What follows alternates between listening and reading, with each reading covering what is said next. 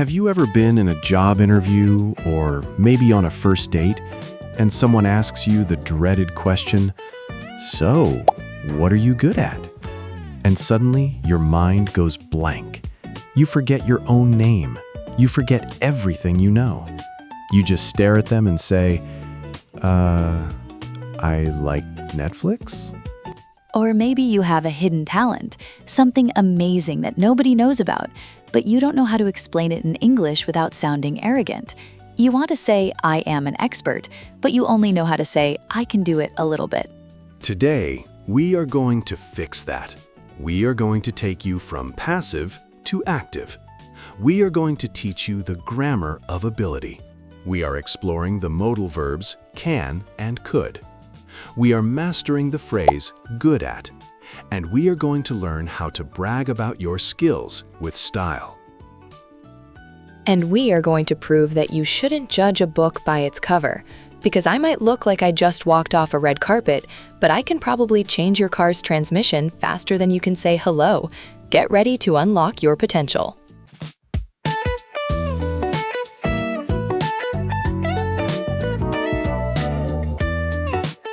Hello everyone, and welcome back to the Fun English channel, the place where we learn English without the stress, and hopefully without the grammar headaches. I am Pedro, and I am currently trying to figure out if sleeping counts as a talent. Hi everyone, I am Sydney, and sadly, Pedro, sleeping is a necessity, not a talent. Although looking at you, you might be a professional napper. Ouch, we are starting strong today. Professional napper. I like that title. Maybe I can put it on my CV. But Sydney, I am so happy to be here with you. You are the woman of the moment. Movies, TV shows, magazine covers, you are everywhere. Thank you, Pedro. It is great to be here with the Internet's daddy. But today we are not acting, we are teaching. And we have a very empowering topic today, talents and skills. Yes, empowering. That is a great adjective. It means something that makes you feel strong and confident. Because knowing what you are good at and knowing how to say it changes everything. Exactly. So before we start building your vocabulary muscles, please make sure to subscribe to the channel. It is the only way to join our classroom. And like this video if you have a talent that is completely useless but fun.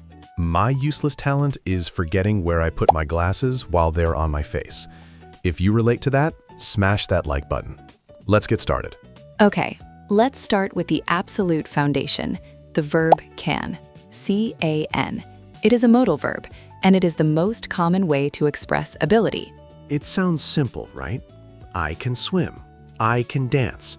But the pronunciation is tricky. In American English, when we say I can do it, the word can is usually very fast and weak. It sounds like, I can do it. Exactly. Listen closely.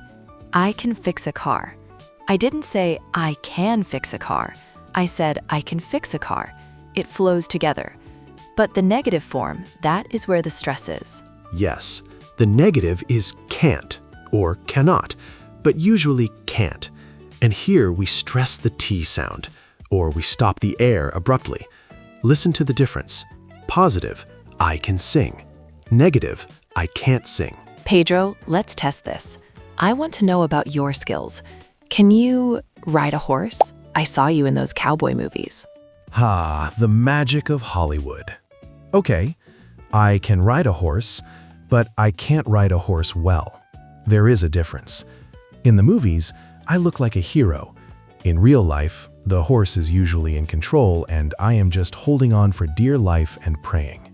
See what he did there? He used can for the general ability and can't to describe the quality. I can't ride well. What about you, Sydney? You have this reputation for being very glamorous. But I heard a rumor. Can you actually fix cars? Or is that just for Instagram? Oh, it is very real. I can fix cars. I can change a tire, I can rebuild an engine, and I can get my hands dirty with oil and grease. It is my favorite thing to do. That is terrifying and amazing. Rebuild an engine. Students, listen to that collocation.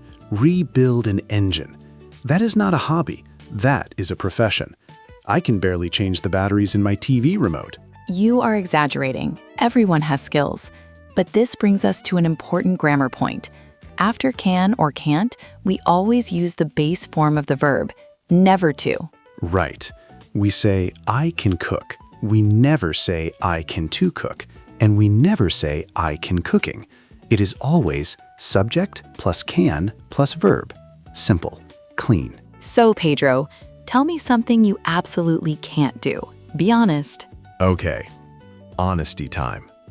I can't use modern technology without panicking. The other day, I tried to set up a smart speaker. You know, Alexa or Siri. I spent 2 hours yelling at a plastic circle. Connect to the Wi-Fi! Why do you hate me? I can't do it. I am an analog man in a digital world. Analog man in a digital world. I love that phrase. It means he prefers old-fashioned things. I can help you with that, Pedro. Technology is just like a car engine, but with invisible wires. Okay, so can is for general ability. But what if we want to talk about how talented we are? We need adjectives. Yes, the most common structure is to be plus good plus at. For example, I am good at acting. Wait, why did you say acting and not act? Excellent question, Professor Pascal. This is the golden rule of prepositions. In English, if you have a preposition like at, in, on, for, the verb that follows must be in the ing form, the gerund. So, I am good at cook is wrong? Incorrect. Fatal error. I am good at to cook? Horrible. My ears are bleeding. I am good at cooking? Perfect. Music to my ears. I am good at cooking. I am good at driving. I am good at sleeping. Okay, I understand. And what if I am not good? What if I am a disaster? Then we have a scale. You can say, I am bad at, or if you want to be dramatic, like Pedro usually is, Hey, I am not dramatic. I am passionate. you can say, I am terrible at, or I am hopeless at. Hopeless at. That sounds like me with IKEA furniture. Actually, this reminds me of a story. Students, it is story time. Oh no, what did you do? So, a few years ago, I moved into a new apartment in New York. I decided I wanted to be a handyman, a capable man. I bought a bookshelf, a very simple Scandinavian bookshelf. Let me guess, it came in a flat box with a million screws. Exactly. And the instructions had no words, just pictures of a happy cartoon man smiling while building it. I thought, I am good at following pictures. I act in movies. I follow scripts. Confidence is key, but usually confidence before disaster. I started at 2 p.m. I laid out all the pieces. I had my little screwdriver. By 2:15 p.m., I felt great. By 4 p.m., I was sweating. I was terrible at finding the right screw. Did you finish it? I did. Or I thought I did. I stood back. It looked beautiful. I put my favorite books on it, and then creak. Oh no. The whole thing slowly leaned to the left, like the Tower of Pisa, but worse. It collapsed. Books everywhere. It turns out, I am hopeless at assembly. I put the main support beam on backwards. So what did you do? Did you fix it? No. I realized my true talent that day. My talent is delegating. Delegating? Yes, that means asking someone else to do it. I called a professional. He fixed it in 10 minutes. He looked at me with pity. He said, Mr. Pascal, you are good at acting. Please stay away from hammers. That is excellent advice. Stick to your strengths, Pedro. So that was my failure. But Sydney, you have to tell them about your secret life. Because people see you on the red carpet in these beautiful dresses, and they assume you are, well, not a mechanic. It happens all the time. I love breaking stereotypes. My favorite story happened a couple of years ago. I was driving my vintage Ford Bronco. It's my baby. I restored it myself. Restored. That means she took an old, broken car and made it new again. That is a huge skill. Yes. So I was at a gas station, checking the oil levels, just doing routine maintenance, and this guy walks up to me. He was driving a very flashy sports car. He looks at me, a blonde girl in a sundress, looking under the hood. I can imagine this. He probably thought you were lost. He thought I was in distress. He walked over with this very confident walk, and he said, "Hey, sweetheart, do you need some help? The engine is the hot part. Be careful not to burn your pretty fingers." Mansplaining. We have a word for that. When a man explains something simple to a woman in a condescending way. Exactly. I looked at him. I had grease on my hands. I smiled and said, "Actually, I'm just adjusting the carburetor linkage because the idle was running a little rich. But thanks for the concern." Boom. Mic drop. What did he do? His face went pale. He stuttered, "Carb linkage? Yes. Good. Carry on." And he walked away very fast. I love that. You see, students, vocabulary is power. Specific vocabulary proves you are good at something. She didn't say, "I am fixing the thingy." She said, "carburetor linkage." Specificity shows competence. If you want to sound skilled, learn the specific nouns for your hobby. Don't say, "I cook food." Say, "I saute vegetables." Don't say, "I fix cars." Say, "I restore engines." That is a great lesson. Be specific. Now, let's travel back in time. Because sadly, as we get older, sometimes we lose talents. Speak for yourself, Pedro. I plan to be fixing cars when I am 90. I hope so. But grammatically, when we talk about past ability, can changes to could. Right. Could is the past tense of can. For example, when I was 20, I could stay up all night and party. Now, if I stay up past 10 p.m., I need 3 days to recover. I could run a mile in 5 minutes when I was in high school. I could touch my toes.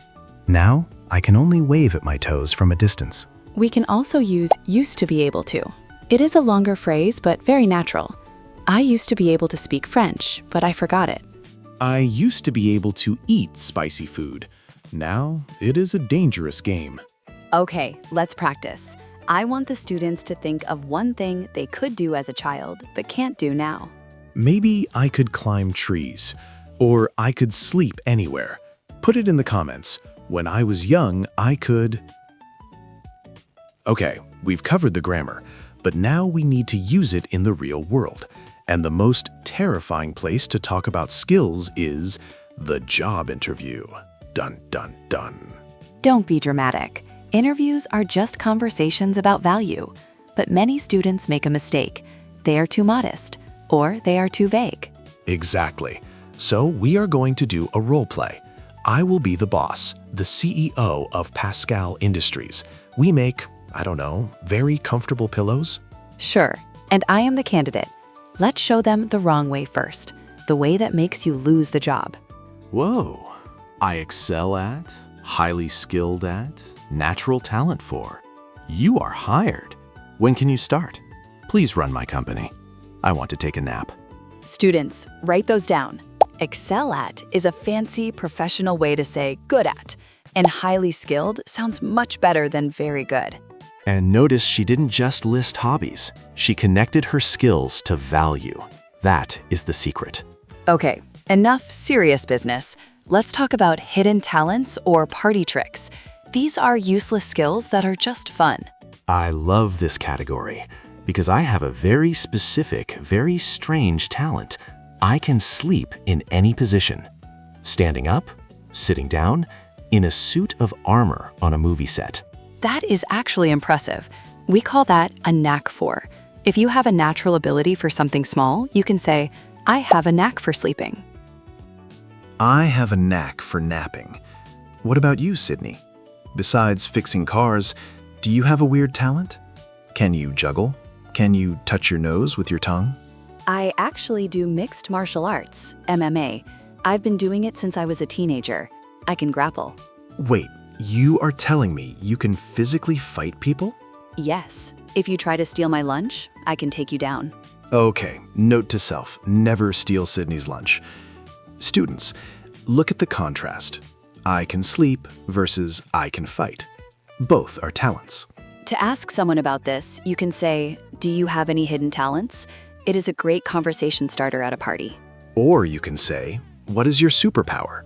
My superpower is eating spicy food without crying. I was on a show called Hot Ones. I survived. Barely. I saw that. You were sweating, but you were brave. You handled it well. You just used our next grammar point. You handled it well. Yes, adverbs of manner. This describes how you do something. Usually we take an adjective and add ly. Quick becomes quickly. Slow becomes slowly. Loud becomes loudly. For example, Pedro speaks Spanish fluently. And Sydney drives dangerously. Just kidding. I saw you driving in that music video. You drive fast, but safely. Thank you. But be careful. There is one big exception. The adjective is good. The adverb is not goodly. I speak English goodly. No, please don't say that. The adverb is well. I speak English well. I cook well. I dance well. Although if you see me dance, you might say Pedro dances enthusiastically, not necessarily well. Enthusiastically is a great word. It means with energy and passion. And honestly, that is more important than being perfect. I agree. In language learning, it is better to speak confidently with mistakes than to speak perfectly but stay silent. That is beautiful advice. Speak confidently. Even if you say, "I can" to swim, people will understand you. We will just correct you gently. Wow, we covered a lot today. From changing tires to job interviews to grammar rules. I feel smarter already. Me too. Let's do a quick recap. Use can plus base verb for ability. Use good at plus ing, gerund, for talents. And use excel at for professional interviews. And use adverbs ending in ly or well to describe how you do it. And most importantly, don't let fear stop you. Everyone is terrible at something in the beginning. Even Sydney was probably bad at mechanics on day one. Oh, absolutely. I broke a lot of things before I learned how to fix them. Failure is just part of the process. So here is your homework. We want to know about you. In the comments below, answer this question. What is one thing you are good at and one thing you are terrible at? For example, I am good at playing guitar, but I am terrible at math. Be honest. We will be reading your comments. And if you enjoyed this masterclass, please subscribe. It's free and it makes us smile. And click the bell icon so you don't miss our next adventure. Maybe next time we can teach English while Pedro tries to build more furniture. No, absolutely not. Next time, you are teaching me how to change a tire. Deal? Deal. Thank you so much for watching, everyone. Keep practicing your skills. Stay safe, stay talented, and we will see you in the next video. Bye. Bye, guys.